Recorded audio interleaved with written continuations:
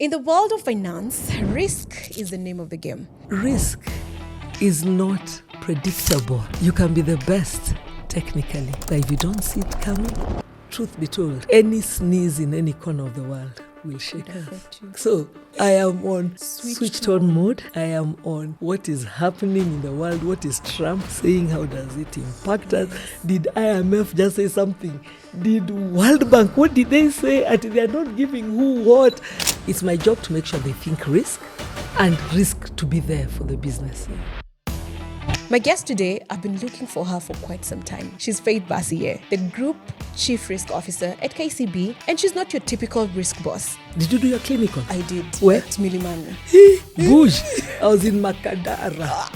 Hey, Mondays were tea for tough. Faith has a rare and a very powerful blend of expertise, having navigated the complex worlds of law, forensic investigations, and even telecommunications. You find yourself now at crossroads and you decide, okay, I don't know if I really want to do litigation. What was that turning point into something different? If I tell you this, you laugh. But if I don't say, I'll not sound authentic. So take up this space. Yeah. Dare to dare. You know, we've been talking and I'm making risk look really fun. Cool and easy. fun and easy. But they're long nights. There will be times of, how did I get into this? Was I sure? There'll be finger crossing moments. Yeah. So how do you balance?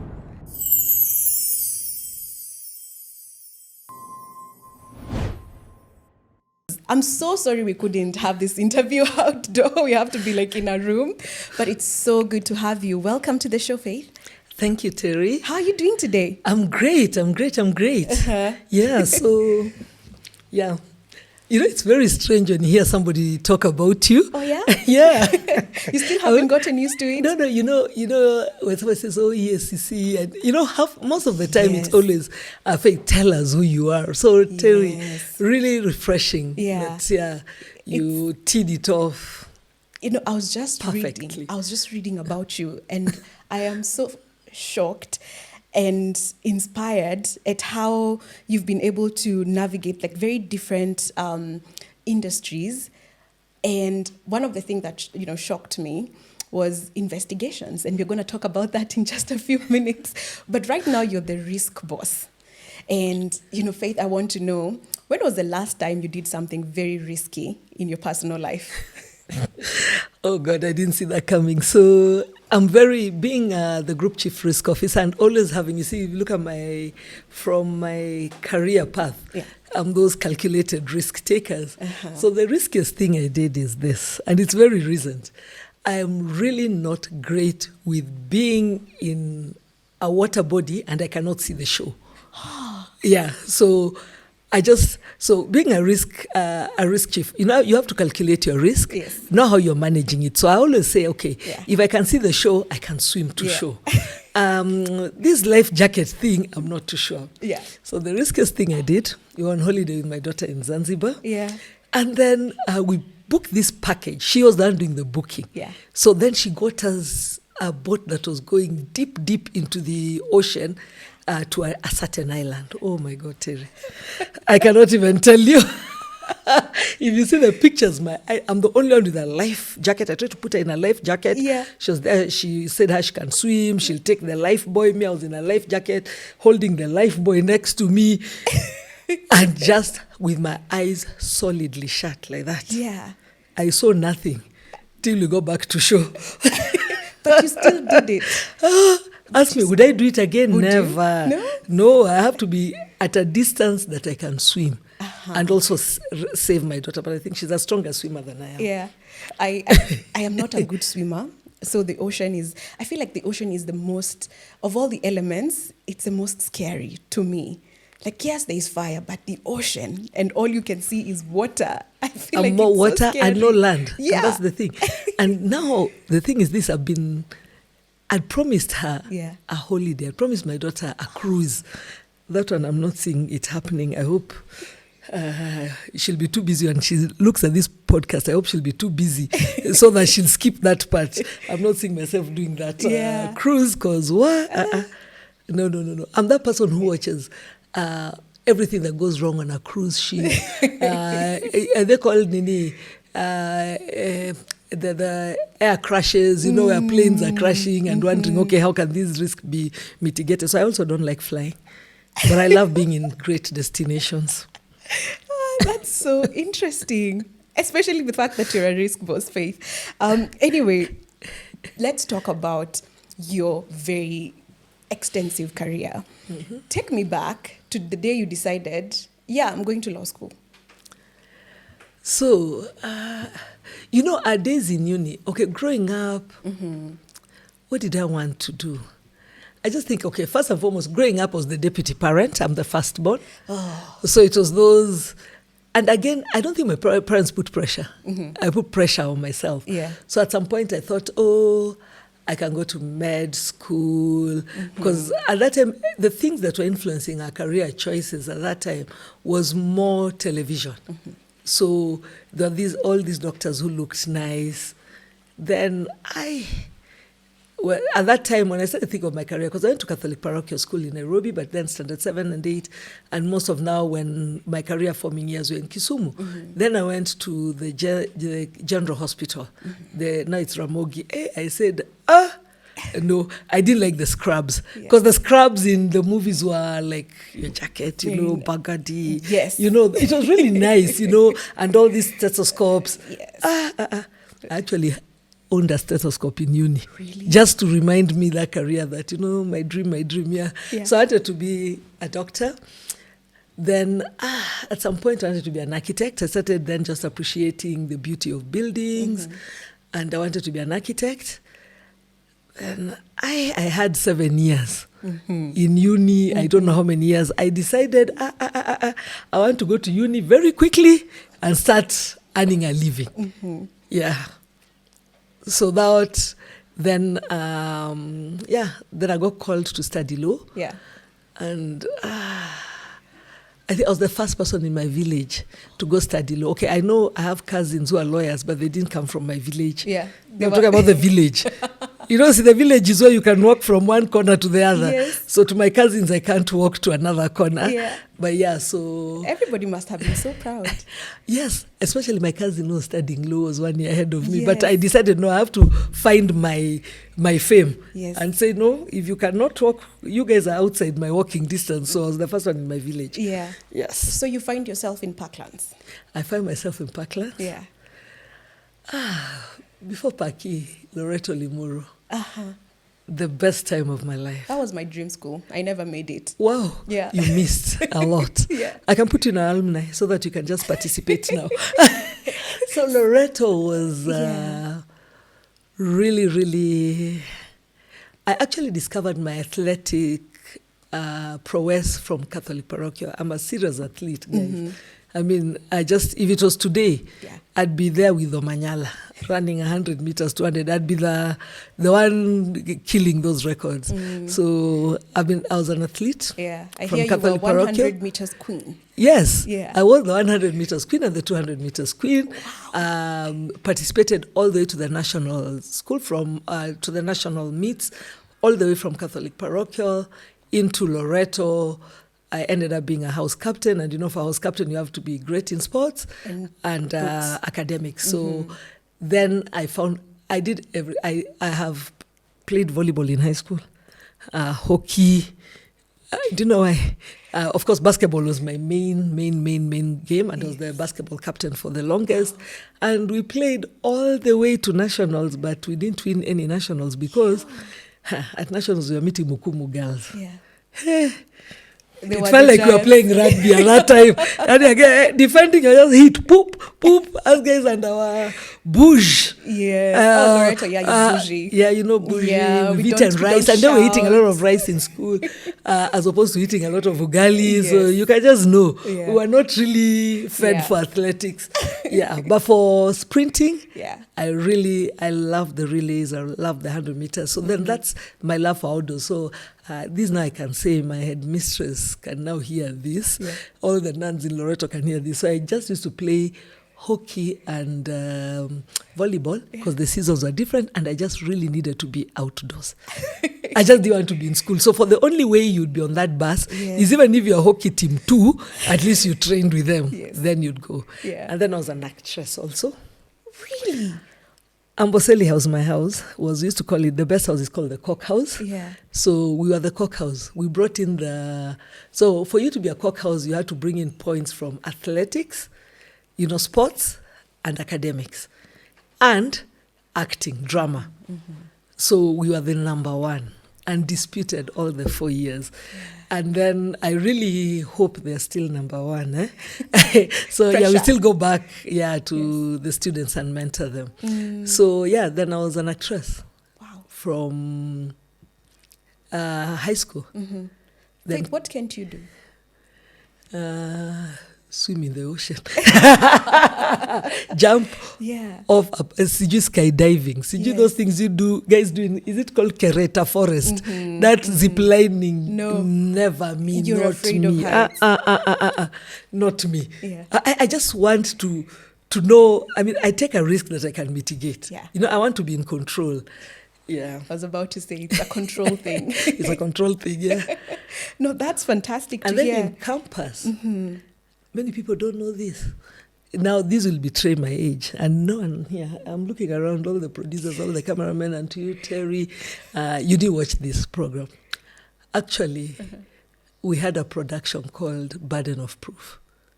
We're acting as our side hustle when you're in campus. Yes. Yeah, so we used to come up with thematic scripts, so just as a way of educating guys. So it was like Buj Vioja Mahakamani kind of thing. So it was law students, we write the script, then we were actually being produced by Mwaita Kiseu, who was producing Vioja Mahakamani also. Wow.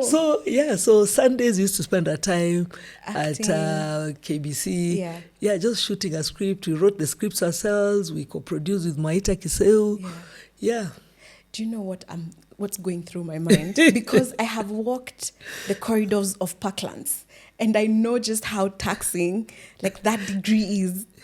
I couldn't do anything else when I was in Paki. My head was just like, I need to pass. I need to pass. And the fact that you are doing so many things just speaks into just how multi-passionate and talented you are. Because it's not easy. Parklands was jurisprudence, contract law.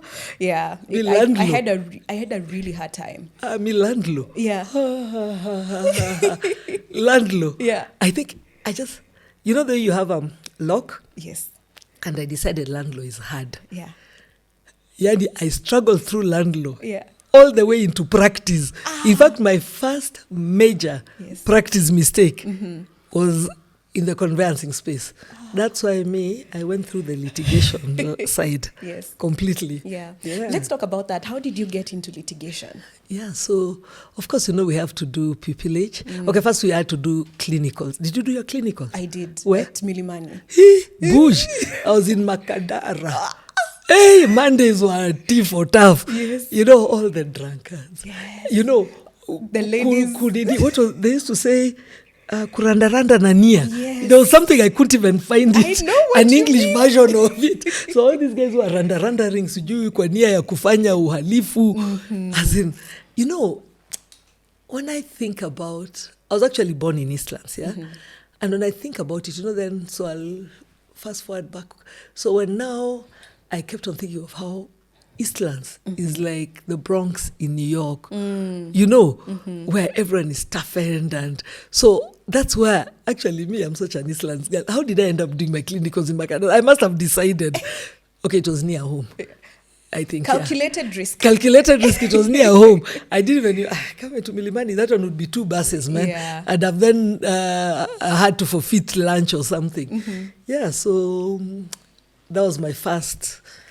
Then I just decided, criminal law is not what I've been watching on telly. Yeah, it's not Suits. It's not, Yeah, Boston picket fences, legal. Boston legal. No, Yes. no. So then, so I get into Archer and Wilcock for my pupillage. Right. And during the interview, actually I was interviewed by Jackie Chan Mohammed. She was the partner in Archer and Wilcock. So I guess, so you meet all the partners. And the late Ransley, he was the conveyancing guy. So Jackie Chan Mohammed, I looked, I interviewed. They decided my profile is for litigation. Oh. Yeah, because my challenge is what's my career anchor? I love exciting stuff, by the way. I like stuff that challenges me. Yeah. Conveyancing, I think, when were those templates developed? A long time ago. Yeah, and we keep using them over and over again. just It's change the the same name. transfer files, Yes. just change. You just and you change. hope and pray no one is playing dirty. Yeah. Yeah. You know, the clauses are the same, they are 7. Yes. You just change the name, the address. Yes. That is it. I mean, the conveyancing factor, I mean, if it's under whichever law, you know, if it's a leasehold or freehold. Yeah. Yeah. So that's how I ended up in litigation, albeit short-lived. Did you enjoy it? I did enjoy it. And one thing I really give props to Jackie Chan Mohammed was that she let me practice all the way. I was in litigation after pupillage and getting admitted. I was in litigation in Achanduka for like 2 years, but I'd gone to the apex court of then, the Court of Appeal. Yeah. Yeah, but in between I'd worked for moonlighting. So I told you I'm a child of 2 cities, Nairobi and Kisumu. Yes. So I used to go to Kisumu. My dad was a civil servant. So first got transferred to Kisumu, we all moved. My mom, a teacher, she gets her way into Kisumu, then my dad gets transferred back to Nairobi. Oh. So I have to be with both parents Yes. during university. So when I'm in school, I'm my dad's daughter. Holidays, I was my mom's daughter. Yeah. So that's when I used to go moonlight for PLO Lumumba. That's where I got and he was my lecturer. That's great. And I guess that's where I learned confidence from. Yes. You know, everyone finds me a very confident person, but at times I used to doubt myself. And PLO was very instrumental in building that confidence. Professor Githu Muigai also in campus. You know, did Prof teach you, Githu? No, Oh, you unfortunately. I had because I he came told in a us bit late. he told us what to earn as a living is that being able to articulate Yourself. ourselves Yes. in a way that the client cannot. Because why should you be paid if the client then Can can speak go to for court? themselves, yes. Yes. So that's where my confidence comes from. I love that. Wow. Okay, so you find yourself now at crossroads and you decide, okay, I don't know if I really want to do litigation. What was that turning point into something different? If I tell you this, you laugh. But if I don't say, I'll not sound authentic. So what happens is, so I'm in litigation. It's not all that. It's not Boston Legal. It's not all that. Yeah. And but I'd also practice at Siganga and advocate in Kisumu. And so all of these, Siganga, advocate Kisumu, PLO's farm, I've done pupillage. I've now been admitted. I'm at Touch and Wilcock. I go for a law conference and I meet lawyers from Nigeria. And so, you know, when you're asking, so all Kenyan lawyers were either litigating or conveying. Yeah. Then these guys are investigators at the Rwanda Tribunal in Arusha. And we're like, aye? So they say, you know, Kenyans, you guys have the luxury of all just practicing law because you're not many. Them, they were saying a law degree is a very basic degree. You then have to decide what to do with it. And that was then the time. So then that opened up my headspace. The day actually anti-corruption advertised, it's one of those Nigerian lawyers. So because they were in Arusha, they used to come into Nairobi on Friday, you know, to do their shopping in Nairobi and just hang out in Nairobi. So it's actually one of my Nigerian friends is the one who actually told me this advert is out. I applied. I was the only lady. You know, those days, this thing of that you don't know who your competition is. Yes. I could see everyone. I was the only lady. Yeah. And now this will betray my age. We used to print our CVs from a cyber. Okay. We didn't have laptops and the luxury of computers. We have done that as well. That was not too long ago. Yeah. So I thought maybe when I was at the cyber, I printed my, sex. I put male. Maybe I forgot to put female and put male. So I looked again. I said I'm female. So I said, okay, I guess these guys, just because there were no female investigators at ESCC at that time. In the investigations directorate, there were female officers, but they were more in reporting, intelligence, but field. And at that time, my mentor was Her Ladyship, Justice Margaret Muigai. Yeah. Prof. Githu's wife, and she was working at ESCC also. So she's the one who told me. So, and I remember very well. When my Nigerian friends told me, Faith, this is a challenge for you. And then I met her and she told me, yes, by all means, come and do it. She was leading crime reading. But she told me, Faith, you'll be bored in crime reading. Field investigations is your thing. Wow. You know what's interesting is the fact that I think at every turning point, there's a woman who held your hand. Yes. There's a woman who held your hand. Throughout. Yeah. Throughout. Yeah. My strongest mentors are women, but also I have very strong male mentors. Actually, when I structure, I say my management committee is female, my board is male. You know, the male is really big picture, and so find how you'll implement it, and just come back. This corporate thing, cycle back. I have to use it. Back. Yeah, cycle back. Yeah, cycle back on ABCD. Yes. Yeah, so that was the space that really, really helped me grow into the person that I am. Yeah. And I don't take it for granted. And I am that woman who gave me her shoulder for others.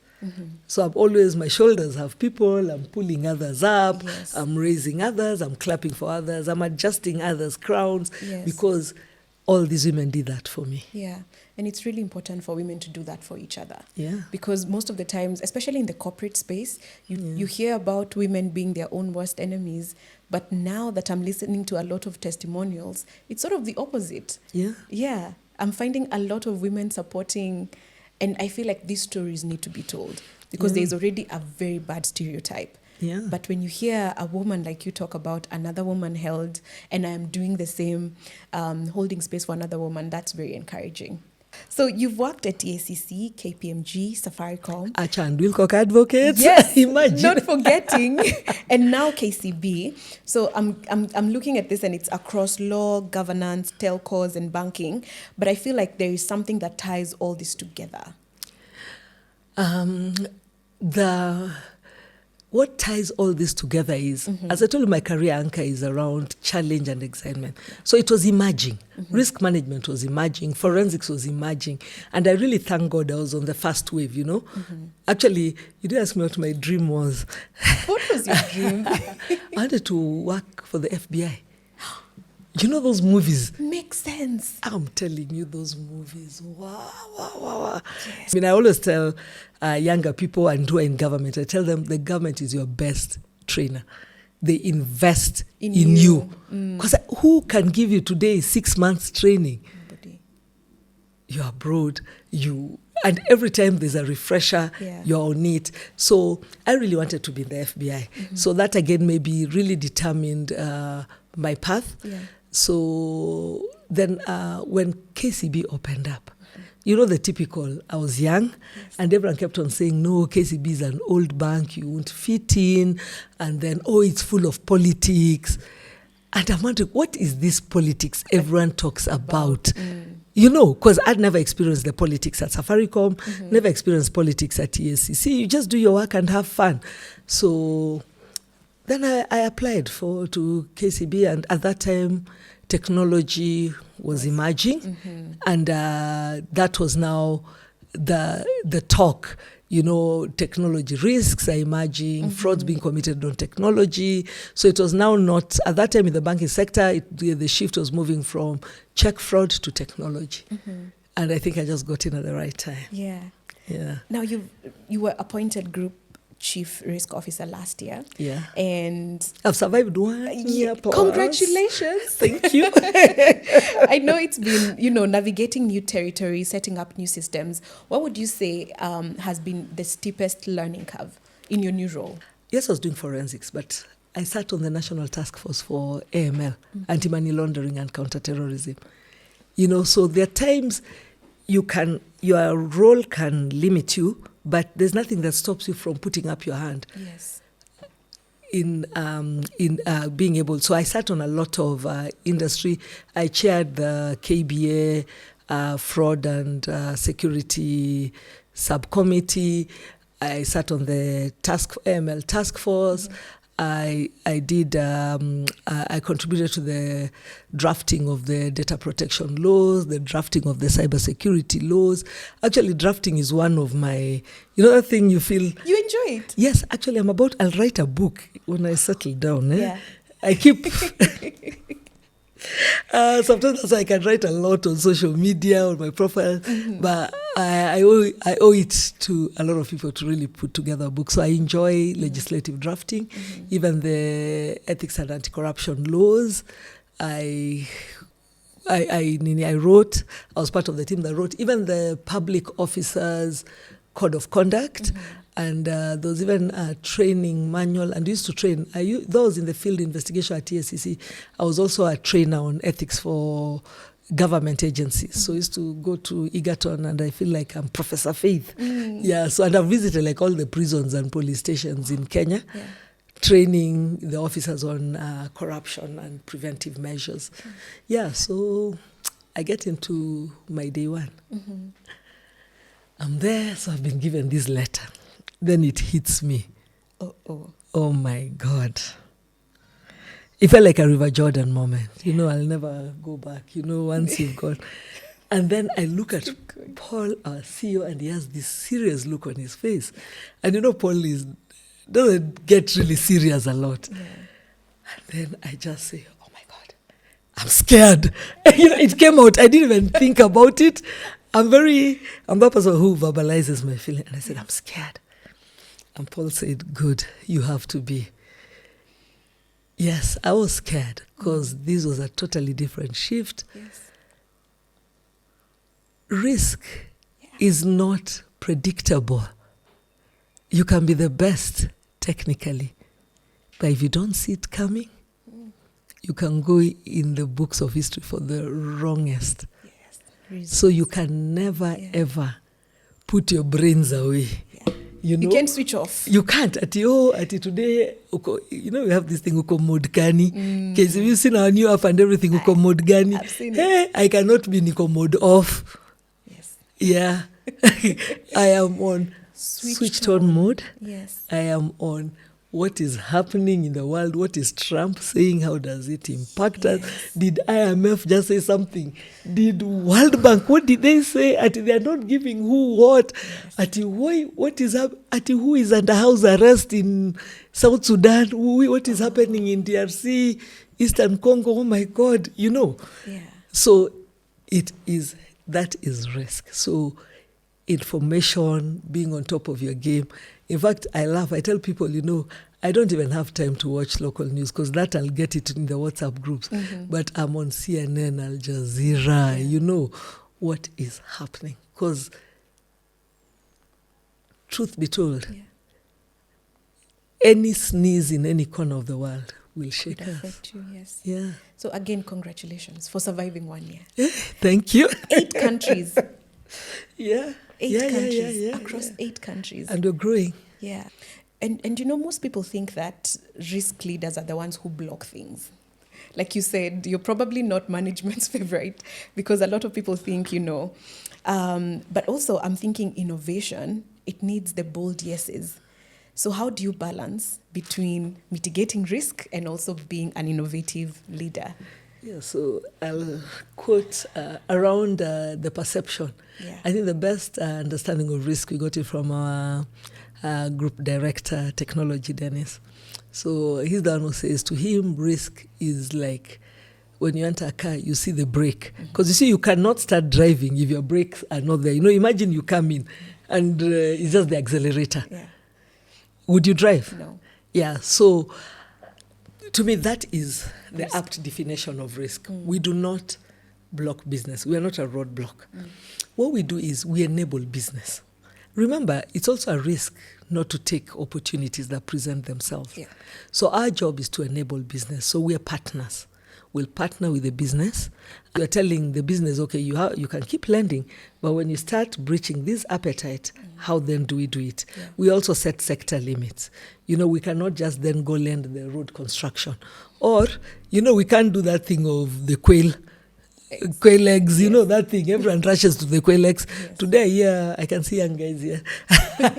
Today, guys, nowadays this technology and this studio and everything is run by Gen Zs, very young people.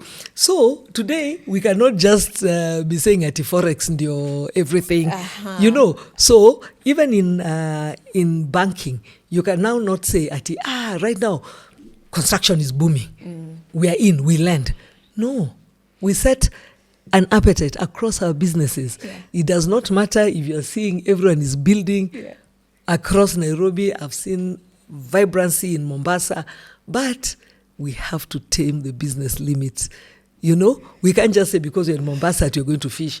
We are in DRC that you're going to only lend to mining concessions. No, you have to balance your lending. Yeah. There's a joke that goes around when it comes to KCB, that you guys have a loan for everything. Yes, of course. And that which emerges today, we will work through it. Yeah. We are that bank. We want to be that bank for everyone. Mm-hmm. Financial inclusion is big for us. Yeah. And to us, we're enabling that. So through our MSME products, the women one, we have the Flame. Where we are giving women loans, and I know before you even ask these, women are very good at repaying loans. In the Flame product, we do not have a default. That's interesting because everybody who's been coming has been telling me the same. Yes. And this is completely new information to me. Do you know why? It's just natural, women. Mm-hmm. When a woman takes a loan, she's not going for sherehe sheria. Is that what people say? Sherehe sheria, the youth sijui nini anasa za Nairobi, mchezo wa town. No, a woman is taking that loan to build a business, to build her home. Women, even today, women, we care about our reputation a lot. Mwanaume is just, the man just looks there. It's called even, the male audacity. Yes. I do want to say it because my male colleagues might murder me, So, men are more dishonest. Yes. Men take more risks. Yeah. So they take their loan, put it in a risky project, and take the risk of not repaying. Oh. So them is just risk. Yes. But the women, they take the loan. Even before they take the loan, they have sought advice, there's clarity, and we hold these Flame sessions across all the regions, just educating women and telling them about the loans and understanding their businesses. And it's even when you curated the Flame, it was based on some data, statistical data. And that's why women, you'll see they're more receptive of the loan and also repaying. Yeah. Because you see, like a woman, if she defaults, will she hamper her children? Will she run away from her children? Will she? And then you see some of the women, and that really excites me, are very young ladies. Actually, one of the Flame, the most impactful one to me, the one that my colleagues will have different fields around that, was in Voi. And I remember when I was going to Voi, I was using the train. And in this train, there were these young Gen Zs, dancing away, enjoying life. And I'm thinking, okay, is there a party in Costo? Where are they going? So me, I'm there. No, me, I'm there. Hi to the girls, they're there. Oh, we like your hairstyle. And at least Gen Zs can approve my hairstyle. Yes. We keep it up. So then I tell them, so I'm reading, and at some point, then I drift off. Then I tell them, hey, guys, tukifika, just to have that convo going, tukifika Voi, guys, wake me up, because you guys are awake kabisa. Yes. And they say, no worries, even as guys, we are destination Voi. And then at that time, they're not looking serious, So, and again, so they were just, so I think, I'm still thinking there must be a party in Voi. So I ask my colleagues when they pick me, is there a party in Voi? And there's no party in Voi. So I go in the evening, and all these ladies at the Flame Forum. No. Yes. And I was truly hyper impressed. As the men are doing forex, our girls are doing side hustles. Yes. So these are ladies from Voi Voi town, there's mining. Construction is booming. So there was a big conference that was going to be hosted in Voi. So some of them were setting up Airbnbs. Others were in business. So they have hired people. So they've hired the older women who are in Voi to sell their products at the market. They had these boutique shops. So that's where they were coming. Some were even influencers, but running business on the ground. You know this thing of not putting your eggs in one basket? The ladies are great at that. So such a person who already has stuff going would not risk it all by taking a loan and defaulting and getting listed at a credit reference bureau. No. And I guess having the flame events also helps de-risk the business, because you're also teaching them about you're giving them financial literacy lessons. They're getting to learn how to keep their books, which I think is fantastic. That you do that apart from just, okay, here's some money, go start your business. The fact that you also have these events that teach women how to run a business, that's fantastic. I'm sure that one is like, oh yeah, at least. As you cannot, Terry, then that I'm not wearing my risk hat at that stage. I'm wearing a business hat. Because once you reach the C-suite, it's not about expertise in your own area. You're a decision maker, a deliverer of the strategy of the entire group. So it's not that I'll say, Mimi, I've managed my risk, guys.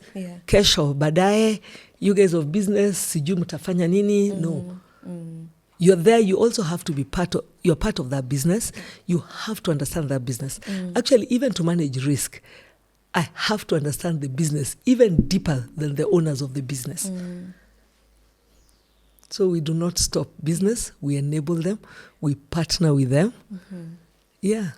And there's something that I still want you to go back to. How do you balance that institutional safety and saying yes to innovation? Because like you said, so many things are coming up every single day. So, but you also need to protect the institution. So how do you get that balance? So we've baked into our processes risk assessments from the get-go.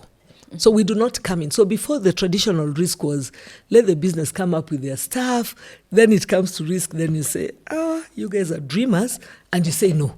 How, where were you? So us guys are there from the innovation stage. So we are in an agile environment at the moment. So we are delivering innovation through tribes, scrums, and just in an agile way. So in every conversation, I have my information risk team, data protection team, the forensics team. If it touches on any issue of compliance, I have my compliance lead there, AML and counterterrorism manager there. If it touches on, so that's AML, compliance, if it's anything to do with credit, lending risk is at the forefront. It's even before credit, for any product, even for foundation, like the grants we get, we have to build the models to lend. So we are not sitting at the back or away from the business. And that brings me to the lines of defense. Traditionally, guys used to really think risk and audit are the last line of defense. But in an ideal governance situation, so the business is the first line of defense, risk is the second line of defense, and audit the third line of defense. So audit does not sit in. But to us, we sit in to give our expertise, but we should be able to also be able to call out the business. There are some innovations, just like Silicon Valley. You innovate like 100 and only 10 go out. So even in the bank, it's there. There's the desire to do this, there's this innovation. But when we sit in it, we look at it. When we give a risk assessment, and give to the business and have the conversation with the business, they also then agree at it. Hey, okay, great idea, but the risks are too many. And you see, my role is just to ensure that the business knows their risks and put in place mitigation. So if the business knows these are risks, so one of the risks in lending, basic, is default. So should we not lend? No. What is our mitigation? maybe securities, Yes. Guarantors, let's take the check-off systems. I mean, we lend to doctors and nurses. It's a risk. Yeah. Will they default? They do sometimes. Even that one where, that product looks like very risk-free. Yeah. But there's always innovation around it. So how do you help the business? By telling them, look out for this. So even if it's a check-off, the fact that Terry says she's a doctor. No, you have to go establish that she's a doctor. Let the HR of the institution write to us. Let us see her payslip. Can she support this? Is she in breach? Do we receive fake payslips? Of course we do. Yeah. So how do we then verify that? Yeah. So it's every day. You see, when the business wakes up, they're out to hunt. They're not thinking risk a lot. So it's my job to make sure they think risk and risk to be there for the business. Yeah. And I like using this joke where when you leave your baby with your husband, how the games the husband will be, throwing the baby in the air, catching. So he's managing the risk. So even if you go as a mother and you start telling, I do, what are you doing? He tells you, but I have strong hands. Yeah. So that's how he's mitigated the risk of the fall. Yeah. So as a mother, okay. Don't you trust me? Yeah. Yeah. So we believe our business has the muscle to manage risk. Let's talk about tech and how tech is just disrupting everything, even just how we think about risk. So what are some of the tools or innovations that you're excited about when it comes to tech and risk? And let me tell you, to me, tech is such an enabler. You can imagine if there was no technology, the days of my dad going to the bank, it was a ceremony. Wear your suit, carry the last slip. I operate in a paperless environment. Yeah. I do not have any paper around me. So you can imagine my dad had this folder with all the last banking. So my balance was this. Yes. This is my new balance. In fact, Postbank was the best, which had a book. my dad banked with KCB. Yeah. For the longest. That was my first touch point with KCB. Yes. So you can imagine those 2 slips of paper. Tell me how. I do not know how I'd be a GCRO in an environment that is not technologically enabled. Because tech is so... The core banking system, I'm able to pull data from here, use AI, machine learning, put all these things together, throws out an exception. Then I look very bright. I'm telling the business. Guys, and in fact, what we do, so what one of my teams does, so it's just to secure the customers' deposits and everything. So every day we run scripts and we have systems that give us exceptions. Like if anybody accessed an account before opening hours, a member of staff, what were they doing? By 10 o'clock, their manager is asking them, what were you doing on this? So what technology has done is it has made risk management extremely easy. You see, even like our rave. Goja nikupange. The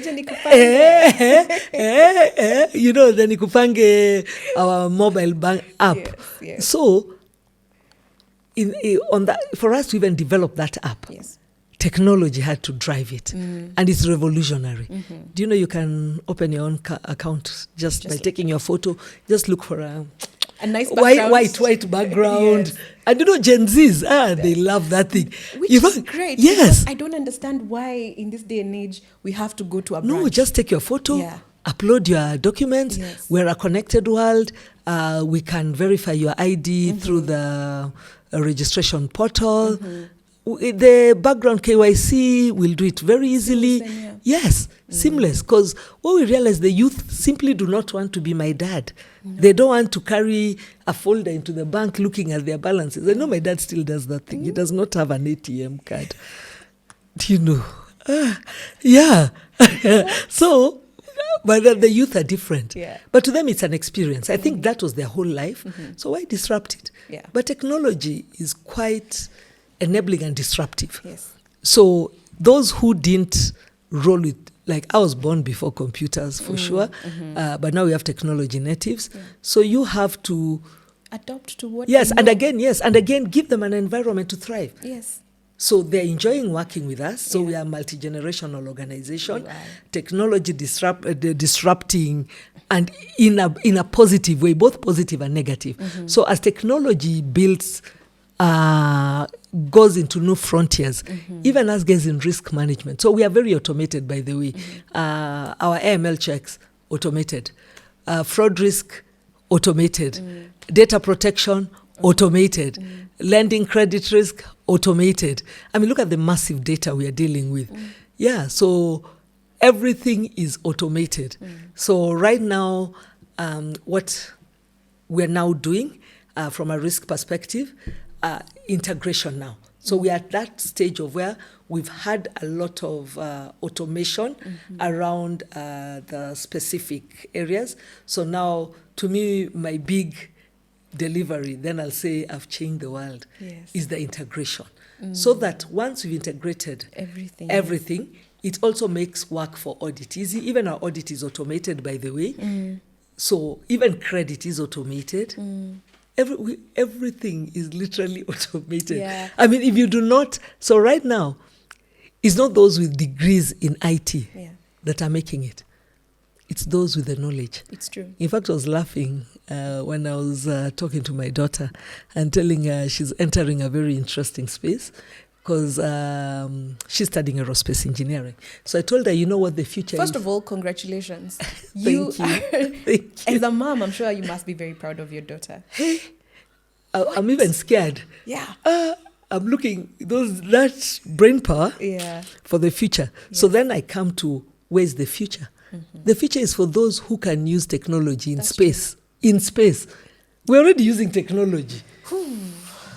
I mean, I know my head of information risk likes scaring us. So he keeps sending us all these things on robots and stuff. Then I'm like, hey, I'm still a bit... There are areas, not skeptical, there are areas I'll not automate. Like now, I have a robot for a house manager. No. What if the software fails and maybe this robot's dream is to be a kung fu fighter? Can you imagine you're fighting a robot? Yes. You know, that's not even a naturally. That's when you draw the line. You know. I'll automate everything. You're asking the robot, why is my ugali hard? The robot slaps you, pop. So automation is good, but we cannot automate everything. No. So now you can see where I'm a risk manager. Yes, I can take some risks, but at a robot, because there's a car, I'm still psyching to enter. Yeah. The driverless car. Oh yeah. That one, guys. Hey. Like, let's fast a few years. Let's give it a few years. So it's good. Yes. There are people who are taking it up very fast, but then again, the things you'll not be able to deliver without automation. I want us to move into something and switch the gears a little bit into something that you absolutely love, sports. And I was listening to something that you're saying that your love for sports came from your dad. Yes. Please tell me about it. So this is my typical child. I'm a firstborn. I have other siblings. So we were 7, we're now 6. Yeah, now 8, Louis Amen. So, after my mom passed on, my dad, remarried, and we have then another sibling. So, actually, total, we were 8. Then one, my immediate follower, twins, one passed on. So, my mom, those days our parents were very young. Actually, I look and say, my God, if I was in my 20s, what raising a child was I going to be doing?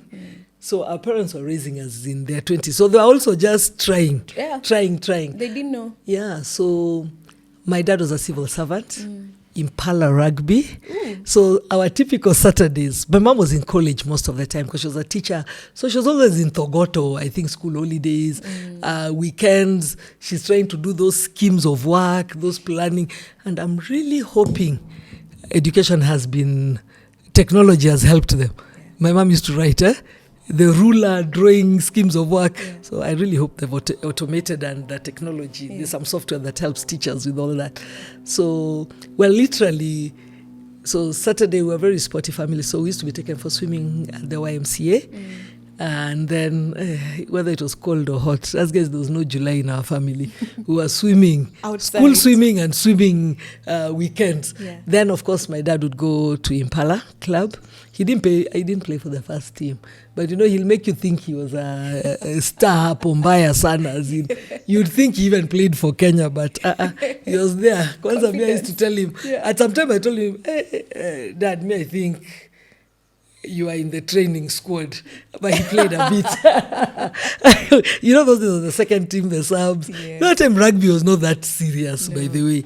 So that is how my life was. And then we get into Sunday, we go to church, and this was even now the funniest. The family, the kids were Catholics. My dad is a Quaker. Protestant, Catholic parochial. You had to be a Catholic and you had better chances. So I'm a first generation Catholic. I was the first one in my family to be a Catholic. So Sunday, my dad would actually take us to our church.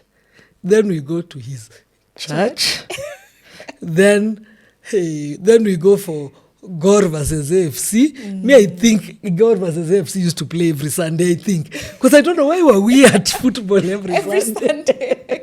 That's my recollection. So there was a lot of football on Sunday and a lot of rugby on Saturday. Yeah. So my family then now so my bros, one played football, my late bro played basketball like me, and then one of my bros rugby. So most of the guys fell on the football side. So my sister and I rugby, and one brother, then the others are football people.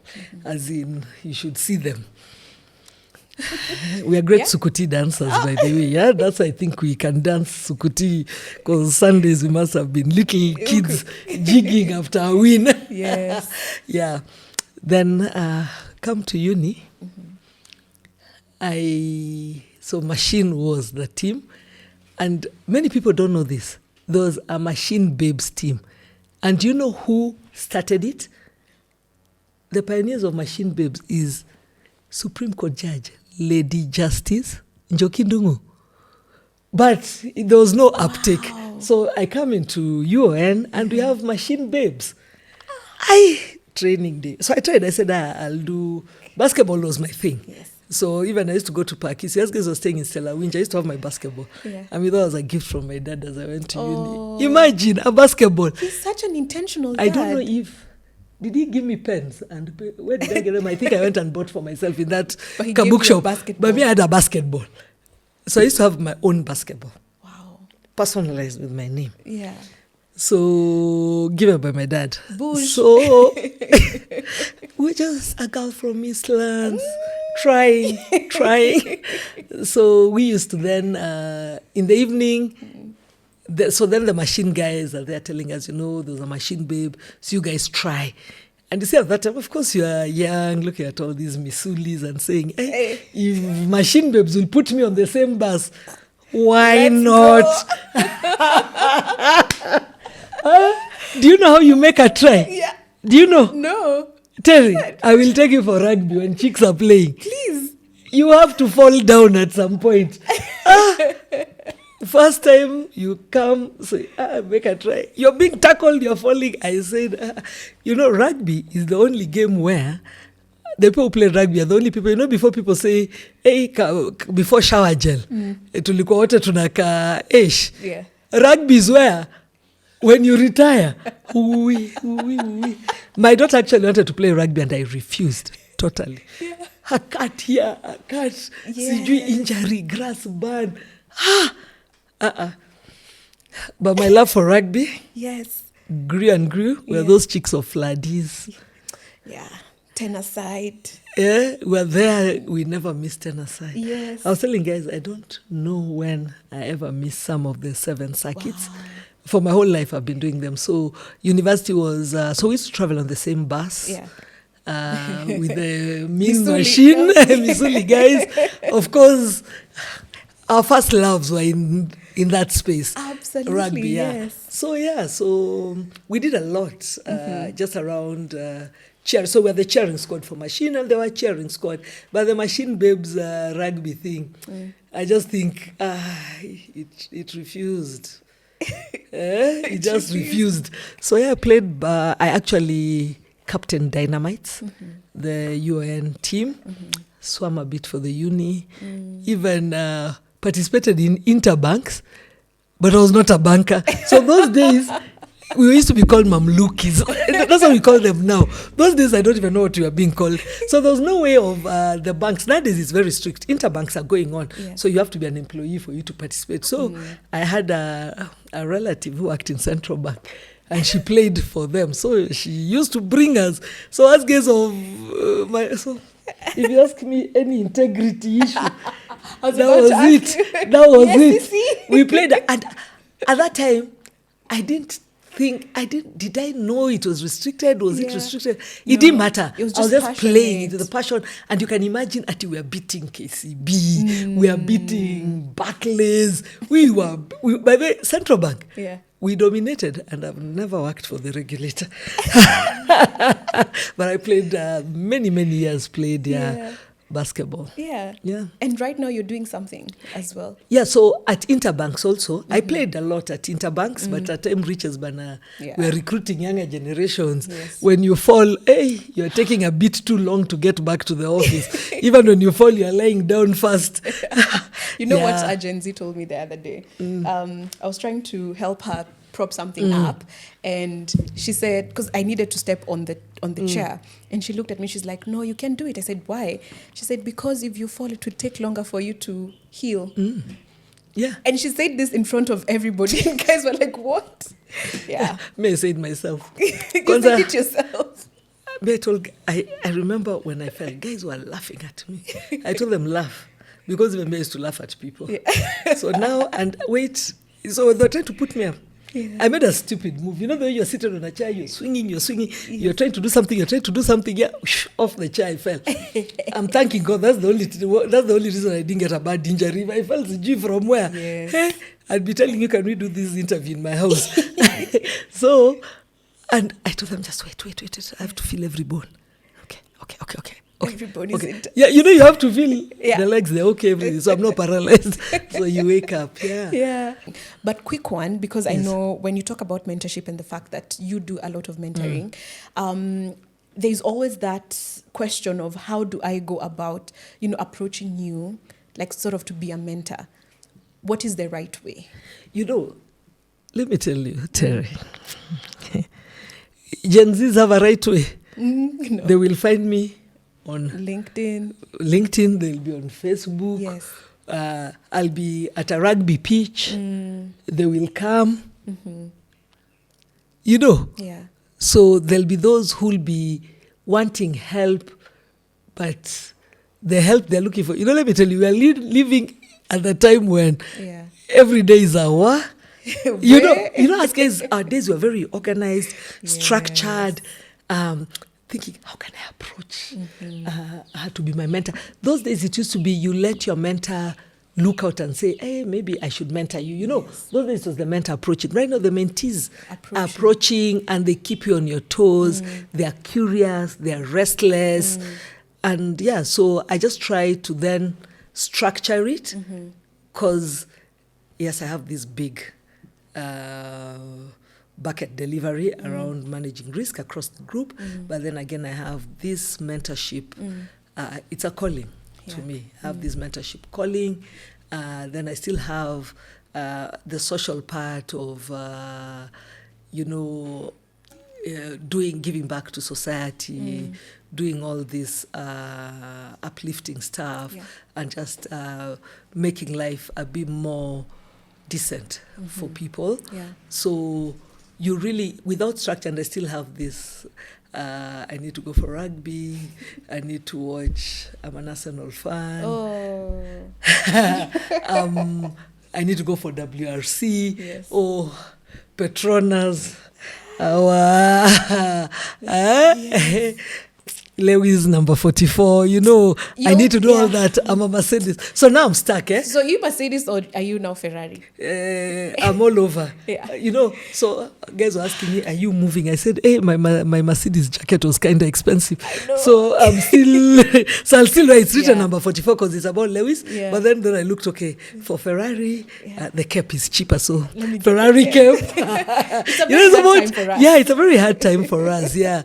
So just being able to do that. Yes. So, and I find all these other things really balance me. We've been talking and I'm making risk look really fun, cool and easy. Fun and easy. But they're long nights. There will be long nights. There will be times of, how did I get into this? Was I sure? There'll be pushbacks. There'll be oh my God moments. There'll be finger crossing moments. Yeah. So how do you balance? Yeah. And to me, I look at life in 4 spheres.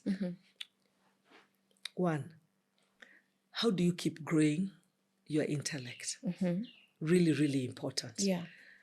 Spirituality is big to me. If you look at my social media, at least every Sunday I'll be posting. People tell me I remind them of what the reading of the day is. So I will try to go to Mass wherever I am. So I've gone to many churches, many. Actually, when people ask me what's one of your hobbies, I like museums, history, but also like churches. There's a different feel and architecture around the various churches. Yeah. So spirituality is big. I've spoken about my Catholic faith, and I'm very, as in, even the congregants know where I sit. Yeah. As in, I love St. Austin's Church. Yes. I do some stuff with the youth, and then I really love being part of that community. So I leave many churches along the way, like 4 to reach my church.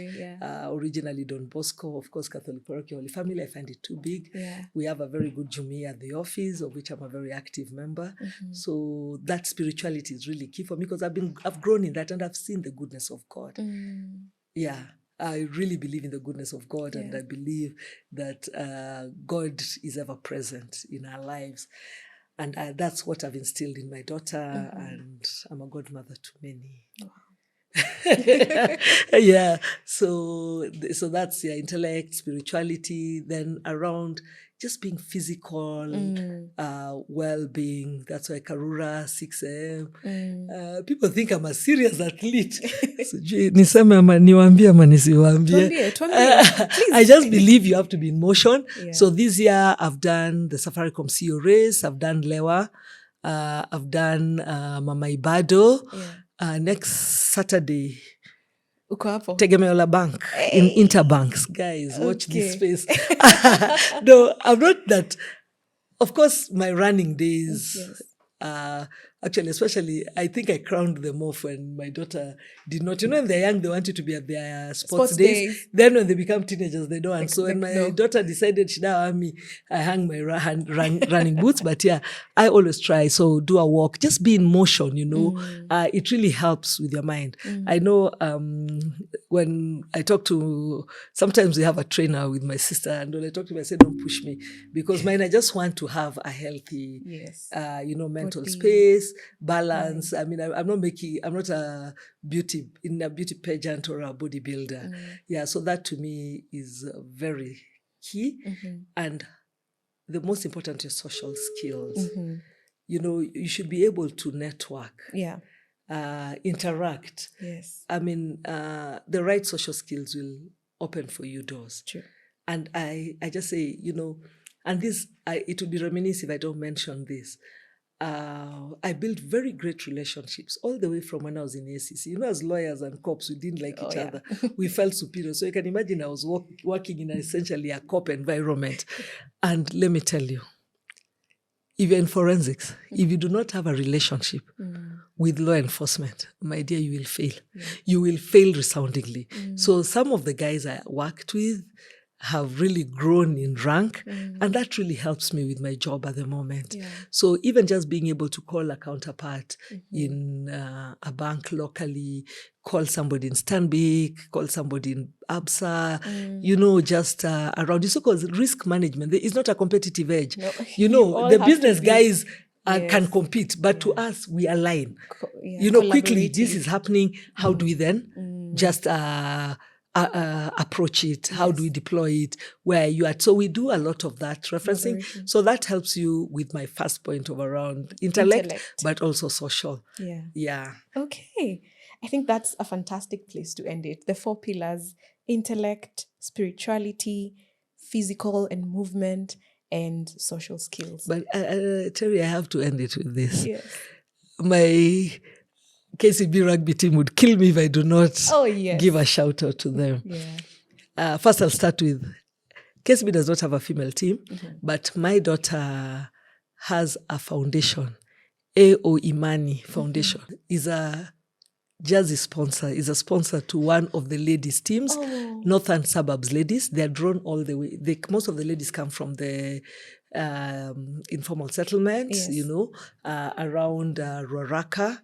So my daughter, and I'd not seen this because I'd go and watch our boys play, but the girls use our pitch, the KCB pitch, and she is one of their key sponsors.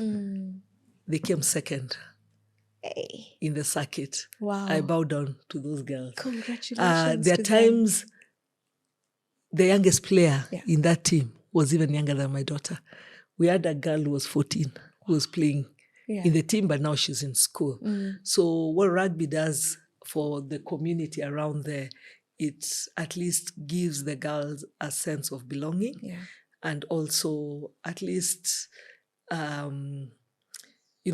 female teenage pregnancy. So that's one thing talk about around the girls in the informal settlement. So really that I really must give it to my daughter. She saw the need and supported. She does a lot of that foundation fundraising herself and supports not just, hers is about just, so she does a lot of work with the children's homes, like my birthday. We were both born in March, so we'll have to have an activity around just visiting a children's home or an elderly home, just to, just give a little comfort. I know it's not much, but haba na haba ujaza kibaba. Then KCB rugby.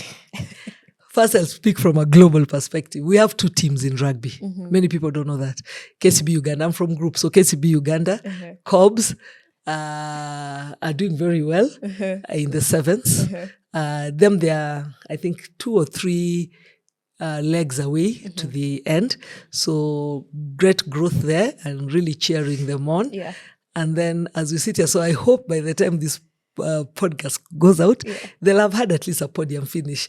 But they've been doing well, mixed, but great improvement. KCB Rugby Sevens team.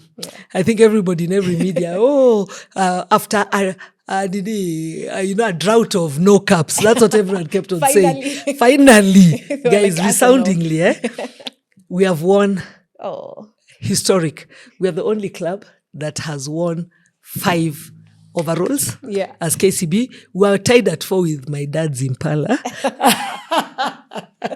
One of my bros actually supports Cabras, but we are very democratic in my family. He was really he was there over the weekend as we were beating them.